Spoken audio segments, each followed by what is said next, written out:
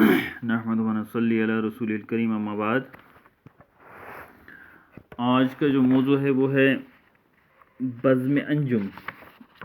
ये अल्लामा इकबाल की एक नज़म है। तो मेरी तमाम तलबा व तालिबा से गुजारिश है कि जो नवीं जमात के हैं उनकी जो किताब है बहारिस्तानी उर्दू, वो 100 पेज नंबर 160 पर वो अपनी किताब को ओपन करेंगे। तो इस पर आपको ये नज़म मिलेगी बज़्म अंजुम। तो आइए हम इस नज़म की मानी आपको बताएंगे, इसकी तशरीह आपको बताएंगे। तो ये नज़म जो है बज़्म अंजुम, बज़्म कहते हैं महफिल को और अंजुम सितारों को कहते हैं। बज़्म अंजुम यानी सितारों की महफिल। तो इस नज़म का जो मरकज़ी ख़याल है वो ये है कि कायनात का सारा निज़ाम इत्तेहाद व इत्तिफ़ाक़ पर मबनी है। इस दुनिया में वही कौम कामयाब है जिसके अफराद मुत्तहिद और मुनज़्ज़म रहकर तेज़ रफ्तार ज़िंदगी से कदम मिलाकर चलें। तो आइए हम इस नज़म को ज़रा गौर से सुनें। यहाँ लिखा है पहले बंद में, सूरज ने जाते जाते शामे सियाह कबा को तश्ते उफ़क़ से लेकर लाले के फूल मारे, पहना दिया शफ़क़ ने सोने का सारा ज़ेवर, कुदरत ने अपने गहने चांदी के सब उतारे। महमिल में खामोशी के लैलाए ज़ुल्मत आई, चमके उरूस शब के वो मोती प्यारे प्यारे। वो दूर रहने वाले हंगामे जहाँ से कहता है जिनको इंसान अपनी ज़ुबां में तारे। महवे फलक फ़िरोज़ी थी अंजुमन फलक की, अर्शे बरी से आई आवाज़ एक मलक की। तो यहाँ इस बंद में, पहले बंद में हम देखते हैं कि यहाँ मारे, उतारे, प्यारे और तारे, इसमें ये काफ़िये इस्तेमाल हुए हैं। रदीफ़ इन अशार में नहीं पाया जाता है। इसके बाद वाला शेर, आखिरी शेर इस बंद का, इसमें कहा गया है कि महवे फलक फ़िरोज़ी थी अंजुमन फलक की, अर्शे बरी से आई आवाज़ एक मलक की। और यहाँ फलक और मलक ये इसमें काफ़िये हैं, जबकि की इसमें रदीफ़ है। जो इस तरह जो इस बंद का आखिरी शेर है, इसमें रदी भी पाया जाता है और काफ़िया भी पाया जाता है, जबकि इससे पहले वाले अशार में सिर्फ काफ़िया ही यह हमें मिलता है। तो अब हम देखते हैं कि सूरज ने जाते जाते शाम सियाह कबा को, इन अशार में कुछ मुश्किल अल्फाज भी आए हैं जिनके हम पहले माने बताएंगे, फिर हम आगे बढ़ेंगे। यहाँ लिखा है पहले शाम सियाह कबा को। कबा के माने हैं शाम सियाह कबा, सियाह कपड़ों वाली शाम, मुराद तारीख शाम यानी अंधेरी शाम। तश्ते उफ़क़ से लेकर, तश्त कहते हैं थाल को, उफ़क़ कहते हैं वो मुकाम जहाँ ज़मीन और आसमान मिलते दिखाई देते हैं। लाले के फूल मारे, लाला यानी सुर्ख रंग का, फूल मुराद यहाँ शफ़क़ की सुर्खी है। पहना दिया शफ़क़ ने सोने का सारा ज़ेवर, यानी शफ़क़ कहते हैं सूरज के निकलते वक़्त मशरिक़ में और डूबते वक़्त मगरिब में उफ़क़ पर जो सुर्खी नज़र आती है उसको शफ़क़ कहते हैं।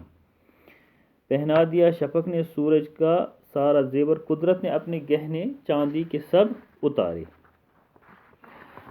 तो यहाँ पहले बंद में सोने के ज़ेवर से मुराद شفق کی سرخی اور چاندی کے گہنوں سے دن کے وقت کی دھوپ مراد ہے۔ اس بند میں سورج کے ڈوبنے، افق پر شفق کی سرخی پھیلنے، پھر اندھیرا ہونے اور اس تاریکی میں آسمان پر تاروں کے چمکنے کا منظر بڑی خوبی کے ساتھ بیان کیا گیا ہے۔ اس طرح کے مناظر فطرت کے بیان کو منظر نگاری کہتے ہیں۔ تو اب ہم اس کے معنی بتائیں گے ان اشعار کے۔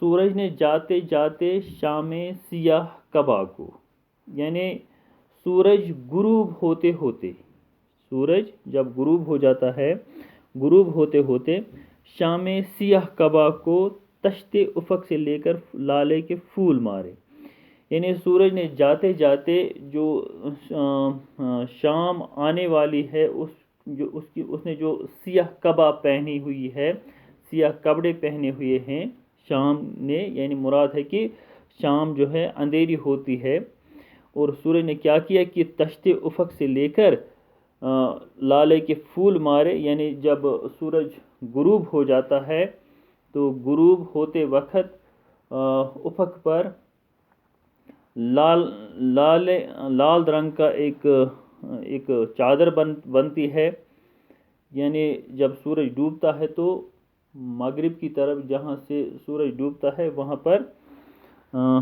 لال رنگ، سرخ رنگ چڑھتا ہے آسمان پر۔ اس کو شاعر نے کہا ہے کہ جیسے سورج نے افق کی تشتی میں لالے کے پھول اٹھا کر شام کو سیاہ شام کو مارے، یعنی پھینکے، ان پر ڈال دیے۔ پہنا دیا شفق نے سونے کا سارا زیور، پہنا دیا شفق نے سونے کا سارا زیور، قدرت نے اپنے گہنے چاندی کے سب اتارے۔ یہاں سونے سے مراد ہے شفق جو ہوتی ہے وہ سونے کے کلر کی ہوتی ہے، یعنی لال رنگ کی ہوتی ہے، سونا جو ہے وہ لال رنگ کا ہوتا ہے۔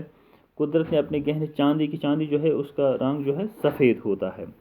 تو شاعر کہتا ہے کہ پہنا دیا شفق نے سونے کا سارا زیور، جو شفق ہے اس نے سارا زیور سونے کا پہنا دیا شام کے وقت کو، قدرت نے اپنے گہنے چاندی کے سب اتارے، یعنی جو دن میں سفیدی تھی وہ اب ختم ہو گئی، اب جو دن ہے وہ ڈل گیا، اب رات آنی شروع ہو گئی، اور اس طرح کہتا ہے کہ جیسے چاندی کے سارے زیور دن نے اتار دیے اور شام نے سونے کے زیور پہن لیے۔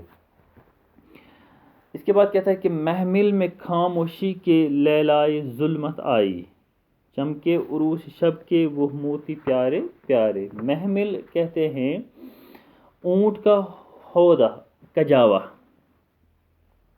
لیلائے ظلمت یعنی تاریک شب، اندھیری رات۔ لیل کہتے ہیں رات کو، ظلمت یعنی اندھیری رات آئی۔ وہ کس پہ آئی؟ محمل میں خاموش، یعنی خاموشی کے محمل میں، یعنی خاموشی کے اونٹ پر یہ اندھیری رات آئی۔ چمکے عروس شب یعنی رات کی دلہن، عروس شب کہتے ہیں، عروس شب کے معنی ہے رات کی دلہن۔ چمکے عروس شب کے وہ موتی پیارے پیارے، یعنی رات کے وقت جو اس عروس شب نے، یعنی اس دلہن نے جو کپڑے پہنے تھے یا اس نے جو دوپٹہ اوڑھا تھا اس پر موتی چمکتے تھے، پیارے پیارے موتی چمکتے۔ مراد یہاں ہے کہ اس نے رات کو ایک دلہن بنایا ہے، اور جو اس پر وہ چمکیلی ساڑی تھی یا چمکیلے کپڑے تھے، یہاں ان سے مراد ہے چمکتے ہوئے تارے، یعنی رات کو اس نے دلہن بنایا اور جو تارے چمکتے ہیں رات کو ان کو اس نے یہ بنایا ہے موتی، اس دلہن کے موتی جو چمکتے ہیں۔ وہ دور رہنے والے ہنگامہ جہاں سے کہتا ہے جن کو انسان اپنی زباں میں تارے، یعنی یہ جو چمکنے والے جو یہ موتی ہیں یہ دور رہنے والے ہیں ہنگامے جہاں سے اس دنیا کے ان جھگڑوں سے، اس دنیا کے شور شرابے سے یہ دور رہنے والے ہیں۔ کہتے ہیں جن کو انسان اپنی زبان میں، اور انسان جو ہے ان کو اپنی زبان میں تارے کہتے ہیں۔ محو فلک فیروزی تھی انجمن فلک کی، عرش بری سے آئی آواز ایک ملک کی۔ محو فلک فیروزی، اس کے معنی فلک فیروزی کے معنی ہیں آسمان کو روشن کرنا۔ محو فلک فیروزی تھی انجمن فلک، انجمن کے معنی ہیں محفل، فلک کے معنی ہیں آسمان، یعنی محو فلک فیروزی تھی انجمن فلک کی، ان تاروں کی جو یہ محفل تھی، یہ محو تھی آسمان کو آرائش کرنے میں، آسمان کو سجانے میں، آسمان کو روشن کرنے میں۔ اسی اثنا میں عرش بری سے آئی آواز ایک ملک کی، اور عرش بری سے یعنی اعلیٰ عرش سے، سب سے اونچے عرش سے ایک آواز آئی، عرش بری سے ایک ملک کی، ایک فرشتے کی آواز، ملک کہتے ہیں فرشتے کو، اس کی ایک آواز آئی۔ اور اس آواز میں کیا تھا؟ وہ کہتا تھا اے شب کے پاس بانو، اے آسماں کے تارو۔ یہاں سے دوسرا بند شروع ہوتا ہے، کہتا ہے کہ اے شب کے پاس بانو، اے آسماں کے تارو۔ پاسباں کہتے ہیں پہرے دار کو۔ اے شب کے پاسبانوں، اے آسماں کے تارو، یعنی اے شب کے پہرے دارو، اے آسماں کے تارو، تابندہ قوم ساری گردوں نشیں تمہاری۔ تابندہ یعنی تابندہ کے معنی ہیں روشن، چمکدار۔ تابندہ قوم ساری، تمہاری ساری قوم جو ہے چمکتی ہوئی ہے، یعنی تم اس قوم سے تعلق رکھتے جو ساری قوم روشنی دیتی ہے، روشن ہے۔ گردوں نشیں تمہاری، گردوں نشیں کے معنی ہیں آسمان پر بیٹھنے والا، یعنی آپ لوگ، آپ جو ہیں آپ آسمان پر بیٹھے ہوئے ہیں، آسمان پر براجمان ہیں۔ اے شب کے پاسبانو، اے آسمان کے تارو، تابندہ قوم ساری گردوں نشیں تمہاری، یعنی تم آسمان پر رہنے والے ہو، اے شب کے پہرے دارو، اے آسمان کے تارو۔ چھیڑو سرود ایسا، سرود کے معنی ہیں نغمہ، چھیڑو سرود ایسا جاگ اٹھے سونے والے، کہ تم ایسا کوئی گیت گاؤ، ایسا کوئی نغمہ گاؤ کہ سونے والے جو ہیں وہ جاگ اٹھیں۔ رہبر ہے قافلوں کی تاب جبیں تمہاری، تاب جبیں کے معنی ہیں چمکتا ہوا ماتھا، یعنی ماتھے کی چمک۔ تابیں جبی، چھیڑو سرود ایسا جاگ اٹھے سونے والے، رہبر ہے قافلوں کے تاب جبی، یعنی تمہاری جو تاب، یعنی تمہارا جو یہ چمکنا ہے، یہ قافلوں کے لیے رہبر کا کام کرتی ہے۔ یعنی مثال کے طور پر اگر کوئی صحرا میں ہو یا سمندر میں ہو، تو اس کو اگر راستہ نہیں ملے تو وہ تاروں کے ذریعے سے اپنا راستہ معلوم کرتے ہیں۔ اسی لیے کہا گیا ہے کہ رہبر ہے قافلوں کے تاب جبید، میں تمہارا چمکنا جو ہے وہ قافلوں کے لیے رہبری کا کام کرتا ہے۔ اس کے بعد والے شعر میں کہا گیا کہ آئین قسمتوں کو تم کو یہ جانتے ہیں، شاید سنیں صدائیں اہل زمیں تمہاری۔ آئین قسمتوں کو تم کو یہ جانتے، اس مصرے میں اس عقیدے کی طرف اشارہ ہے جس کے مطابق اکثر لوگ ستاروں کے مقام پر ان کی گردش سے اپنی قسمت وابستہ کرتے ہیں۔ چنانچہ علم نجوم یا ایسٹرولوجی کی بنیاد اسی عقیدے پر قائم ہے۔